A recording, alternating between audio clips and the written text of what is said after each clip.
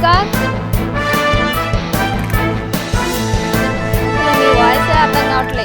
Welcome to with news లక్ష్యం సమాజ హితం. నేను ఎమ్మెల్యే బులెటిన్ల ముందుగా హెడ్లైన్స్ చూద్దాం. నేడు బీహార్ సీఎంగా నితీష్ కుమార్ ప్రమాణ స్వీకారం. 4వ ముఖ్యమంత్రి పీఠం ఎక్కనున్న నితీష్.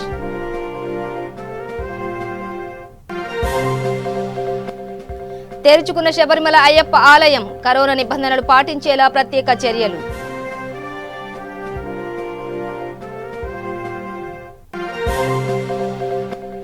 కాకినాడలో మంత్రి కురసాల కన్నబాబు ప్రెస్ మీట్. పాత బకాయిలను అకౌంట్లో జమ చేయనున్నట్లు వెల్లడి.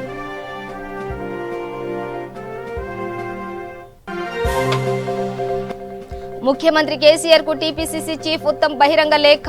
వరద బాధితుల పరిస్థితి అత్యంత దయనీయంగా ఉందని ఆవేదన.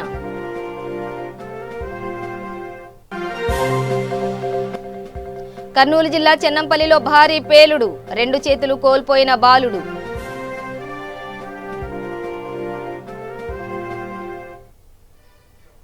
డీటెయిల్స్ చూస్తే బీహార్ ఎన్డీఏ శాసనసభాపక్ష నేత నితీష్ కుమార్ ను భాగస్వామ్య పక్షాల నేతలు ఏకగ్రీవంగా ఎన్నుకున్నారు. ఆదివారం జరిగిన కూటమి సమావేశంలో ఈ మేరకు నిర్ణయం తీసుకున్నారు. అసెంబ్లీలో బీజేపీ పక్ష నేతగా తార్కిషోర్ ప్రసాద్ ను ఏకగ్రీవంగా ఎన్నుకున్నట్లు సీనియర్ నేత సుశీల్ కుమార్ మోదీ తెలిపారు. డిప్యూటీ సీఎంగా కామేశ్వర్ చౌపాల్ ను నిర్ణయించారు. సమావేశం అనంతరం గవర్నర్ ను కలిసిన నితీష్ ప్రభుత్వ ఏర్పాటుకు ఆహ్వానించాల్సిందిగా కోరారు. నేడు ముఖ్యమంత్రిగా నితీష్ ప్రమాణం చేయనున్నారు. కూటమి సమావేశంలో బీజేపీ నుంచి ముఖ్య నేతలు రాజ్నాథ్ సింగ్, భూపేంద్ర యాదవ్, దేవేంద్ర ఫడ్నవీస్ పాల్గొన్నారు.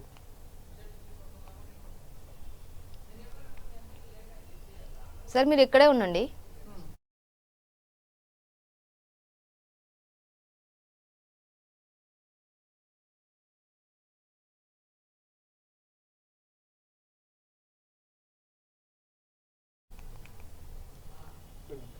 జీహెచ్ఎంసీ ఎన్నికల ముందు కాంగ్రెస్ కు గట్టి షాక్ తగిలింది. ఎంపీ రేవంత్ రెడ్డి ముఖ్య అనుచరుడు కొప్పుల నరసింహారెడ్డి బీజేపీలో చేరారు. రంగారెడ్డి జిల్లా బీజేపీ అర్బన్ జిల్లా అధ్యక్షులు సామా రంగారెడ్డి, బీజేవైఎం జాతీయ కార్యదర్శి కాచం వెంకటేశ్వర్లు, రాష్ట్ర కార్యవర్గ సభ్యులు వనిపల్లి శ్రీనివాసరెడ్డితో కలిసి కేంద్ర మంత్రి కిషన్ రెడ్డి నివాసంలో బీజేపీ తీర్థం పుచ్చుకున్నారు. కాగా మన్సూరాబాద్ డివిజన్ నుండి బీజేపీ అభ్యర్థిగా కొప్పుల బరిలో దిగనున్నారు. అయ్యో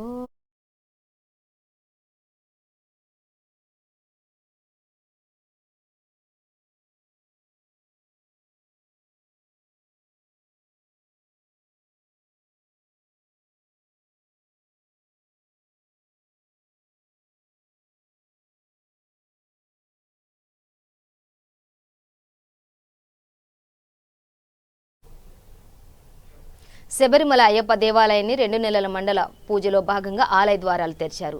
భక్తులను ఆలయంలోకి అనుమతి ఇవ్వనున్నట్లు ట్రాఫిక్ ఓనర్ ఆలయ బోర్డు వర్గాలు తెలిపాయి. ఈ నేపథ్యంలో కరోనా నిబంధనలను అమలు చేయనున్నారు. దీనికి సంబంధించి ఆలయ బోర్డు మార్గదర్శకాలను విడుదల చేసింది. కరోనా నెగిటివ్ రిపోర్ట్తో వచ్చిన భక్తులనే దర్శనానికి అనుమతించనున్నారు. వర్చువల్ క్యూ పద్ధతిలో రిజిస్టర్ చేసుకున్న భక్తులను రోజుకు 1000 దర్శనం భాగ్యం కల్పిస్తారు.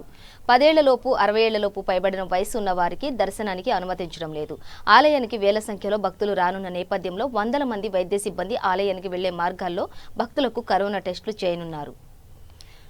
పంబా నదిలో దిగి స్నానాలు చేయడానికి భక్తులకు అనుమతి లేదని ఆలయ వర్గాలు వివరించాయి. ఈ నేపథ్యంలో భక్తులు స్నానాలు చేసేందుకు అనుకూలంగా ప్రత్యేక షవర్లను ఏర్పాటు చేశారు. పంబా బేస్ క్యాంపుతో పాటు ఆలయ పరిసరాల్లో భక్తులు బస చేయడానికి వీలు లేదని ట్రావెన్కోర్ ఆలయ బోర్డు తెలిపింది.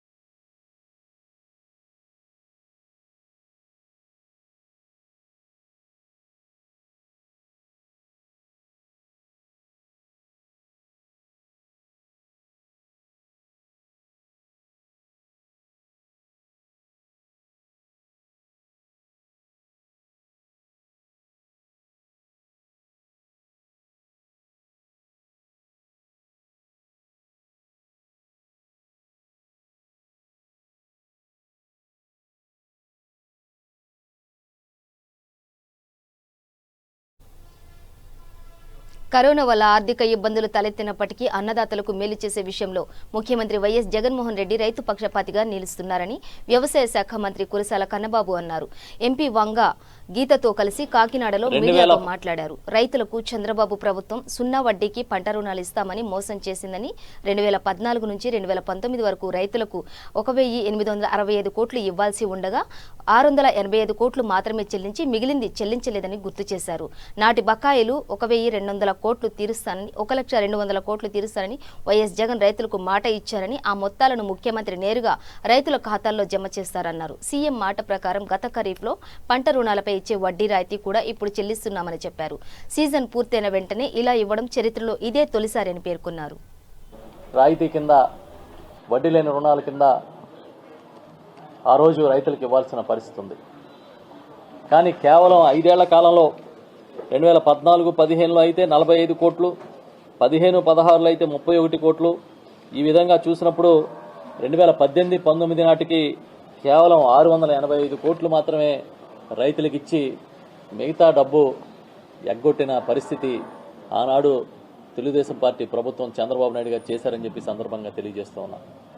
కానీ ఇచ్చిన మాట నేను నిలబెట్టుకుంటా, నాటి 0 వడ్డీ బకాయిలు కూడా నేను తీరుస్తానని చెప్పిన నేటి ముఖ్యమంత్రి గౌరవనీయులు జగన్మోహన్ రెడ్డి గారు ఇప్పుడు ఆ మొత్తాన్ని కూడా రైతాంగానికి ఇవ్వబోతా ఉన్నారని ప్రకటిస్తున్నా.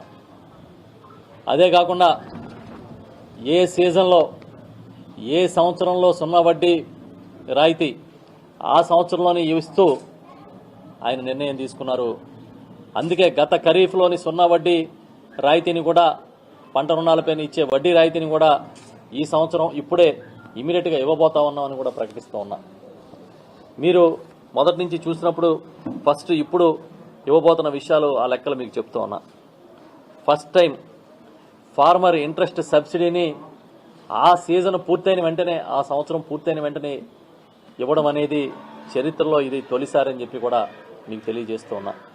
ఆ రకంగా చూస్తే ఇప్పటి వరకు మనకు వచ్చిన క్లెయిమ్స్ 48,60,000 మంది రైతులకి 2019 ఖరీఫ్లో 0 వడ్డీ రాయితీ కింద 510 కోట్ల రూపాయలు, 510.30 కోట్లు ఇవ్వాలని చెప్పి లెక్కలు వేయడం జరిగింది.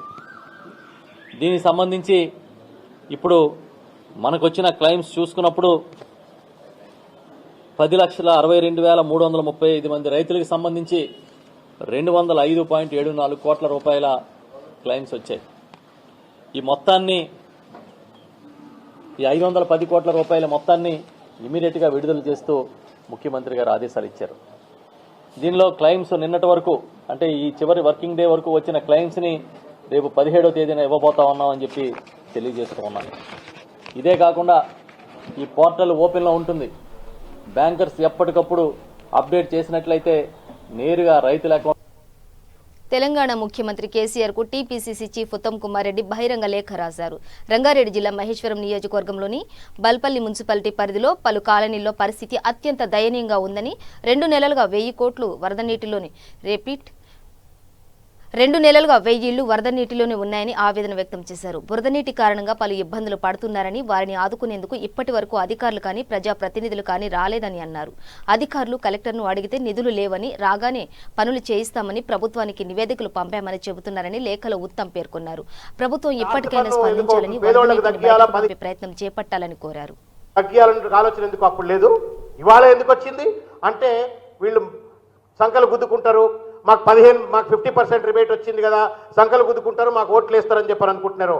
సంకలు గుద్దుకోరు. కేటీఆర్ గారు కర్రు గాల్చి వాళ్ళ వాత పెట్టడానికి దుబ్బాకలో ఎట్లయితే ప్రజలు సిద్ధమైనరో గ్రేటర్ హైదరాబాద్లో కూడా అదే విధంగా ప్రజలు టీఆర్ఎస్ను పాతాళంలో తొక్కడానికి వాళ్ళ సిద్ధంగా ఉన్నారంటే ఒక విషయాన్ని గుర్తు చేసుకోవాలని చెప్పని తెలియజేస్తా ఉన్నాం. 50,000, 60,000 రూపాయలు ఎల్ఆర్ఎస్ కింద ఒక చేతి నుంచి ఏమో పైసలు దండుకుంటాడట, ఇంకో చేతి నుంచి అట 50% ట్యాక్స్ రిబేట్ ఇస్తారంటే ఇది ప్రజల మీద ప్రేమ ఉన్నట్ట? కేటీఆర్ గారు నిజంగా మీకు కనుక ప్రజల మీద ప్రేమ ఉంటే ఎల్ఆర్ఎస్ను ఇమీడియట్ గా రద్దు చేయి. అక్కడ ఓటర్ ఏదైతుందో ఒక ఖచ్చితమైన అభిప్రాయానికి వచ్చిన టీఆర్ఎస్ ఓడించాలని చెప్పి, ఆ ఖచ్చితమైన అభిప్రాయం లోపల ఏదైతుందో they doesn't want the vote should be split, అందరు ఏకపక్షంగా ఒక పార్టీకి అండగా నిలబడి. దుబ్బాకలు ఏమైపోయింది, రామలింగారెడ్డి గారు చనిపోయిన వెంటనే రఘునందన్ రావు ఏదైతుందో అప్పటి 3 పర్యాయాలు ఓడిపోయింది. 2 సార్లు అసెంబ్లీ ఓడిపోయింది, ఒకసారి పార్లమెంట్ ఓడిపోయింది. ఇమీడియట్ గా ఆయన క్యాండిడేట్ గా ఐడెంటిఫై అయిపోయింది. ఐఎస్ సదన్ సింగరేణి కాలనీలోని స్థానికులు జీహెచ్ఎంసీ కార్మికులతో కలిసి సీఎం కేసీఆర్, మంత్రి కేటీఆర్ చిత్రపటాలకు పాలాభిషేకం చేశారు. జీహెచ్ఎంసీలో 15,000 లోపు ఉన్న ఇంటి పన్ను 50% తగ్గింపు చేయడం, పారిశుద్ధ్య కార్మికులకు జీతాల పెంపుపై సీఎం కేసీఆర్, మంత్రి కేటీఆర్లకు అభినందనలు తెలుపుతూ ఈ కార్యక్రమం నిర్వహించారు. Corporator Sama Swapna Sundar Reddy, TRS party Yakutpura incharge Sama Sundar Reddy, TRS కార్యకర్తలు, నాయకులు టపాసులు కాల్చి సంబరాలు చేసుకున్నారు.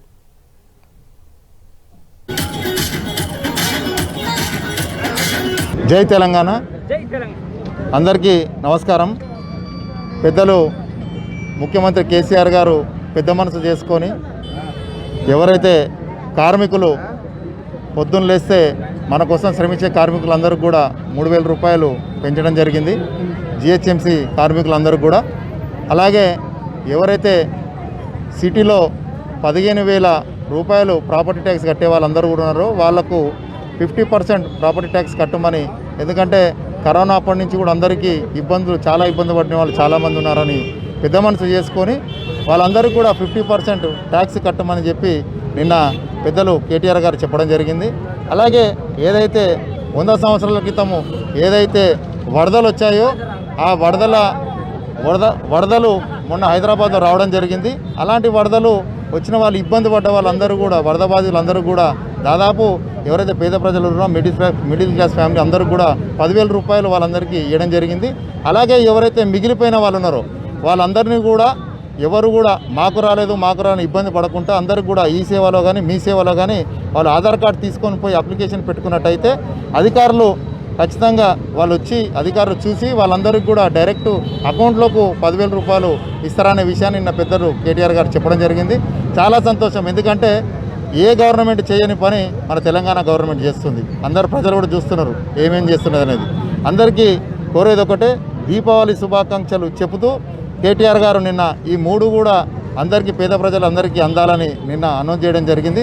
అందుకు ఈరోజు ఎవరైతే కార్మికులు ఉన్నారో అలాగే కాలనీ అసోసియేషన్ మెంబర్స్ కానీ టీఆర్ఎస్ నాయకులు అందరూ కూడా ఇక్కడికి విచ్చేసి పాలాభిషేకం కేటీఆర్ గారికి, కేసీఆర్ గారికి పెద్దలకు పాలాభిషేకం చేయడం జరుగుతుంది. ఈ కార్యక్రమానికి విచ్చేసిన పేరున పెద్దలందరూ కూడా ధన్యవాదాలు. Thank you. నమస్కారం. ఈరోజు దీపావళి పండగ ఈరోజు ఐఎస్ సదన్ సింగరేణి చౌరస్తా దగ్గర పెద్ద ఎత్తున మనం అందరం సెలబ్రేట్ చేసుకోవడం జరుగుతుంది. ఎందుకంటే కేటీఆర్ గారు నిన్న ఏదైతే జీవో పాస్ చేశారో కార్మికులకి, శానిటేషన్ సిబ్బందికి వాళ్ళందరికీ కూడా 3,000 రూపాయలు పెంచడం జరిగింది. అందుకు ఈరోజు జిహెచ్ఎంసీ శానిటేషన్ సిబ్బంది అందరూ కూడా ఇక్కడికి వచ్చి పెద్ద ఎత్తున కేసీఆర్ గారికి, కేటీఆర్ గారికి కృతజ్ఞతలు తెలుపుతూ పాలాభిషేకం చేయడం జరిగింది. అదేవిధంగా మన ప్రాపర్టీ ట్యాక్స్ విషయానికి వస్తే మొన్న ఏదైతే కరోనాతోని కానీ అలాగే వరదలతోని కానీ చాలా ఇబ్బందులు పడ్డారు ప్రజలు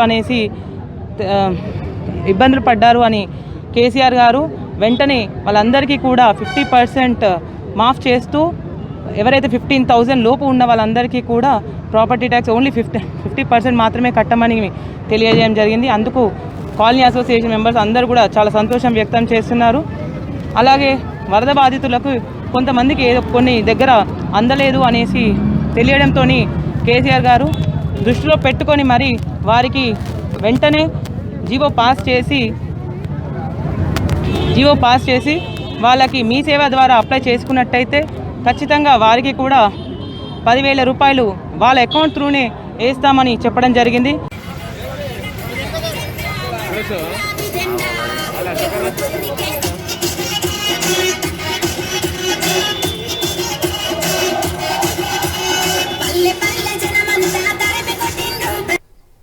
కర్నూలు జిల్లా చెన్నంపల్లిలో భారీ పేలుడు సంభవించింది.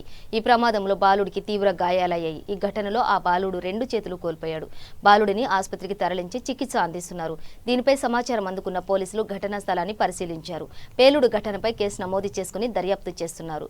గ్రామంలో ఆకస్మికంగా పేలుడు సంభవించడంతో గ్రామస్తులు భయాందోళన చెందుతున్నారు.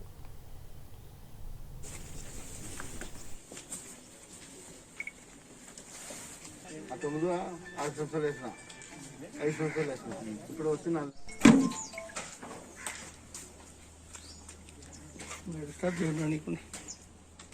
మొత్తం మంటలు సార్ వాడు. నేను ఆనే వండుకున్నాను మొత్తం ఉంచుడి అలా వండుకుని నిద్రపోయినా నేను నిద్రపోయినాను. నా కొడుకు నా కాళ్ళి నా బిడ్డ కటింగ్ చేయించారు అప్పుడుగానే అన్నం తింటున్నారు. ఈ సై ఇచ్చి వీళ్ళ వాళ్ళకి పట్టణం పోయినాడు అడుగుకున్నాడు. ఒక్కడే సార్ ఆ పని చేసినాడు అంతే. ఏం చేశాడు సార్ తెలుసు సార్ ఏం చేస్తున్నాడు. నేను ఆనే పనుకొని నిద్రపోయినా సార్. సౌండ్ వచ్చింది. ఏమిరా అంటే కటింగ్ బ్లేడ్ కావాలా, అది బిగించుకోవాలా అంటే ఇచ్చిన సార్. ఇచ్చినాక నేను ఇంట్లోకి పోయినా సార్. ఇంట్లోకి పోయినాను. వాడికి పొగలేసింది సార్. దాన్ని సౌండ్ వచ్చి పొగలేసింది సార్. అంతే సార్, పొగలేసింది. వచ్చేకాడికి ఆడ పడిపోయినాడు సార్.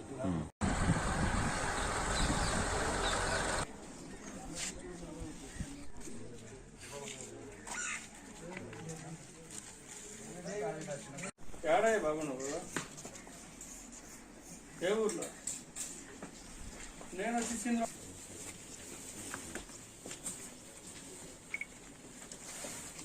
తొమ్మిది 6 సంవత్సరాలు వేసిన 5 సంవత్సరాలు వేసిన ఇప్పుడు వస్తున్నా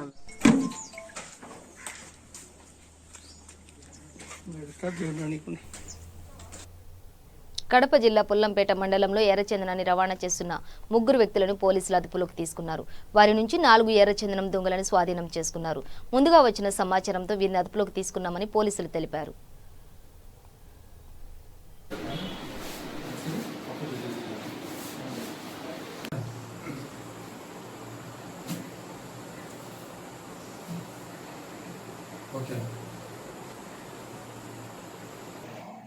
ఈరోజు ఉదయం పుల్లపేట పోలీసులు మరియు మన్నూరు సిఐ గారు మన్నూరు అయ్యప్ప స్వామి గుడి దగ్గర పొలంలో నుంచి 4 ఎర్రచందనం దొంగలను స్వాధీనం చేసుకొని 3 ముద్దాయిలను అరెస్ట్ చేసి రిమాండ్ అవ్వడం జరిగింది. వీళ్ళు ఇంతకుముందు కేసులో పుల్లంపేట లిమిట్స్లో జరిగిన కేసులో ముద్దాయిలు. ఆ కేసులో సంబంధించి ఆల్రెడీ ఒక మినీ లారీని సీజ్ చేయడం జరిగింది. దీంట్లో కొంత ముద్దాయిలు వాళ్ళని తొందరగా అరెస్ట్ చేశారు.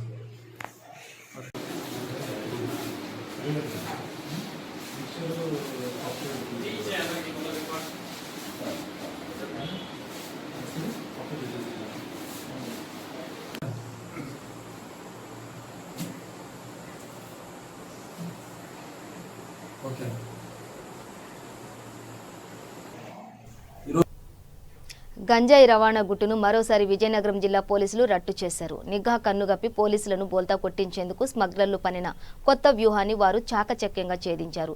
గంజాయి రవాణాదారులు సినీ ఫక్కీలు లారీ కింద గంజాయి మూటలు పైన గోనె సంచులు వేసి రవాణాకు యత్నించారు. దీంతో పక్కా సమాచారంతో పోలీసులు వాహనాలు స్వాధీనం చేసుకున్నారు.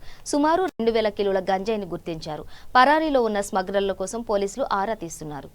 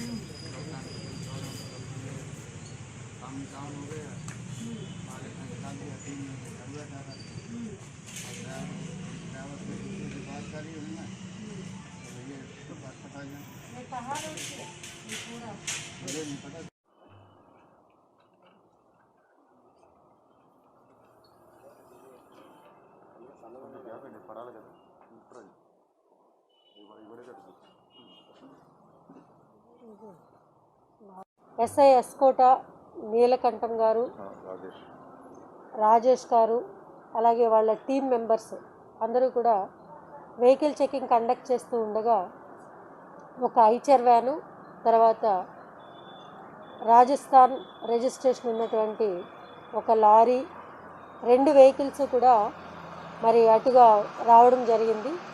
సో ఇమ్మీడియట్గా వాటిని స్టాప్ చేసి చెక్ చేస్తూ ఉన్నప్పుడు వాటిలో గన్నీ బ్యాగ్స్ని కన్సిల్ చేసి మరి సుమారు 1500 కిలోల గంజాయిని రవాణా చేస్తున్నట్టుగా గుర్తించడం జరిగింది. మరి దీనిలో ఆ లారీ డ్రైవర్ లారీని వదిలిపెట్టి ఇమ్మీడియట్గా పారిపోవడం జరిగింది. అయితే లారీ క్లీనర్ని ఇమ్మీడియట్గా అదుపులోకి తీసుకోవడం జరిగింది. తర్వాత ఇమ్మీడియట్గా అదుపులోకి తీసుకోవడం జరిగింది. సో 3 నిందితుల్ని అదుపులోకి తీసుకొని విచారించినప్పుడు వాళ్ళు ఈ 1500 కిలోల గంజాయి సుమారు 60 లక్షల విలువ కలిగినటువంటి ఈ గంజాయిని వాళ్ళు విశాఖ రూరల్ ప్రాంతంలో ఏజెన్సీ ఏరియాలో ఉన్న విశాఖలో దారి దోపిడీలకు పాల్పడుతున్న గ్యాంగ్ను పోలీసులు అదుపులోకి తీసుకున్నారు. ఇతర ప్రాంతాల నుంచి వచ్చేవారిని బెదిరించి దోపిడీలకు పాల్పడుతున్న నిందితులను అరెస్టు చేశారు. హరిబాబు అనే వ్యక్తి ఒంటరిగా ఉన్న సమయంలో బెదిరించి వారిపై దాడి చేసి నగదుతో పాటు సెల్ ఫోన్ చోరీ చేశారు. దీంతో బాధితుడు పోలీసులకు ఫిర్యాదు చేయడంతో 3 వ్యక్తులను అదుపులోకి తీసుకున్నామని క్రైమ్ డీసీపీ సురేష్ బాబు తెలిపారు. చోరీ జరిగిన గంటల్లోనే నిందితులను పట్టుకున్నారు. పిఎంపాలెం సమీపంలో వీరిని అదుపులోకి తీసుకున్నామని తెలిపారు. వారి నుంచి చోరీ సొత్తును స్వాధీనం చేసుకున్నారు.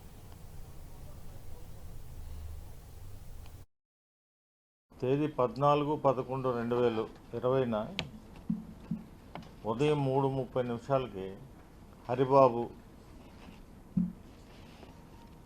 అనే ఆయన మన అవంతి కాలేజీలో ప్రిన్సిపల్గా పనిచేస్తారు. ఇక్కడ ఈ కోవిడ్ వల్ల మానేసి వేరే తోట పనిచేస్తున్నారు. ఆయన రాజమండ్రి నుంచి అర్ధరాత్రి 3:30 బస్సులో మద్దిలపాలెం దగ్గర దిగి అక్కడ షేర్ ఆటో మాట్లాడుకుని అక్కడ నుంచి మన కార్షెడ్ జంక్షన్ దగ్గరికి దిగారు. కార్షెడ్ జంక్షన్ నుంచి ఆయన మిథిలాపురం కాలనీ ఐటీ సెజ్కి వెళ్ళాలి. అక్కడ వెహికల్స్ ఏమి లేకపోవడం వల్ల నడిచి వెళ్తున్నారు. మన పాత పోలీస్ స్టేషన్ పిఎంపాలెం దగ్గరికి వచ్చేసరికి ఒక 2 మోటార్ సైకిల్ మీద వచ్చి లిఫ్ట్ కావాలా, మీరు ఒకరే వెళ్తున్నారు అని అడిగారు. ఆయన లిఫ్ట్ అవసరం లేదు, నేను వెళ్ళిపోగలను అని చెప్పారు.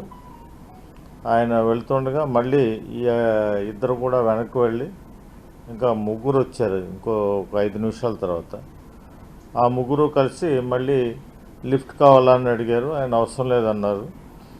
ఆయన ఒంటరిగా ఉండడం చూసి ఆయన దగ్గరకు వచ్చి ఆయన్ని దగ్గర డబ్బులు అడిగారు. డబ్బులు లేవంటే ఆయన్ని కొట్టడం జరిగింది.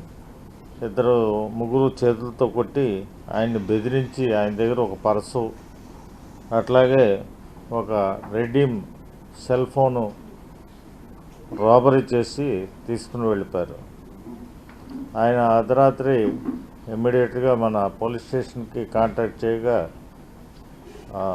సిఐ గారు సూర్యనాయుడు, వారు ఎస్ఐ అప్పారావు గారు, అట్లాగే ఈ పీసీ లక్ష్మణరావు, పీసీ చిన్నరాజు, అప్పలనాయుడు, ఈ శ్రీను వీరందరూ కలిసి ఇమ్మీడియట్గా అందరికీ ఇన్ఫామ్ చేయడం జరిగింది. క్లూస్ టీము అలాగే సాంకేతికపరమైన అన్ని అవకాశాలని పరిశీలించి 10 గంటలకల్లా వీరి ఆచూకీని కనుగొనడం జరిగింది. వీరికి వచ్చిన సాంకేతికపరమైన క్లూస్ని పట్టుకుని ఆ వాహనం కోసం వెరిఫై చేస్తుండగా పిఎంపాలెం అవుట్స్కట్స్లో ఈ వాహనం ట్రేస్ అయింది. దాన్ని పట్టుకుని ఈ ముద్దాయిలు 3 పార్టిసిపేట్ చేశారు. అందులో హెచ్చెర్ల వెంకటేష్ అనే అతను 22 ఇయర్స్, అట్లాగే తమ్మాడ అనిల్ 20 సంవత్సరాలు, గిరిజాల లోకేష్ అనే అతనికి 19 ఇయర్స్. వీళ్ళ 3ని ట్రేస్ చేయడం జరిగింది.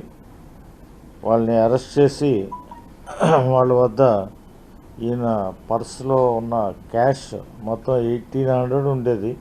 వాళ్ళొక 800 ఈ పెట్రోల్ కోసం ఖర్చు పెట్టారు. ఒక 1000 రూపాయలు క్యాషు, అట్లాగే 8000 విలువైన సెల్ ఫోన్ని రికవర్ చేయడం జరిగింది. వీరందరినీ నిన్న ఈవినింగ్ అరెస్ట్ చేసి రిమాండ్కి పంపించాం. అనంతపురం జిల్లా గుంతకల్లులో అక్రమ నాటుసారా తయారీకి అడ్డుకట్ట పడడం లేదు. శివారు ప్రాంతాల్లో గుట్టుగా సాగుతున్న నాటుసారా తయారీపై పోలీసులు దాడులు చేశారు. ఈ దాడిలో 360 లీటర్ల నాటుసారా బెల్లం ఊటను ధ్వంసం చేశారు. నాటుసారాను అక్రమంగా నిల్వ ఉంచిన వ్యక్తిని పోలీసులు అదుపులోకి తీసుకున్నారు.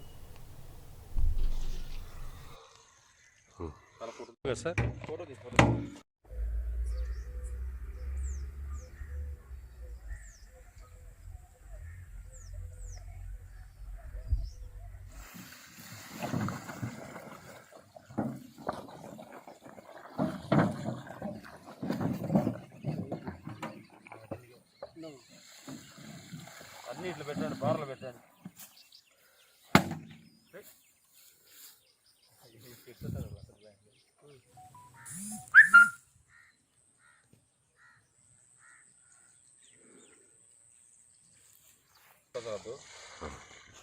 తీస్తాను సార్.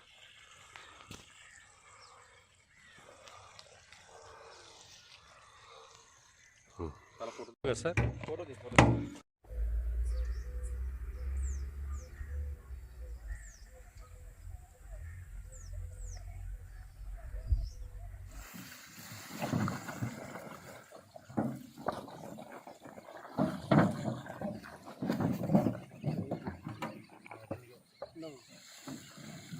అన్ని ఇట్లా పెట్టండి, బార్లు పెట్టండి. బులెటిన్ ముగించే ముందు హెడ్లైన్స్ మరోసారి. నేడు బీహార్ సీఎంగా నితీష్ కుమార్ ప్రమాణ స్వీకారం. 4వ ముఖ్యమంత్రి పీఠం ఎక్కనున్న నితీష్.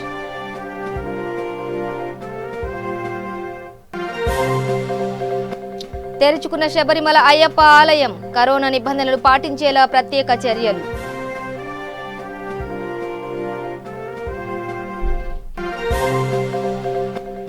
కాకినాడలో మంత్రి కురసాల కన్నబాబు ప్రెస్ మీట్. పాత బకాయిలను అకౌంట్లలో జమ చేయనున్నట్లు వెల్లడి.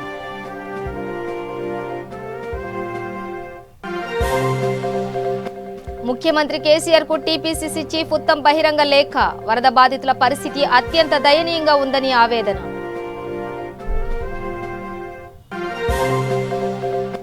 కర్నూలు జిల్లా చెన్నంపల్లిలో భారీ పేలుడు. 2 చేతులు కోల్పోయిన బాలుడు.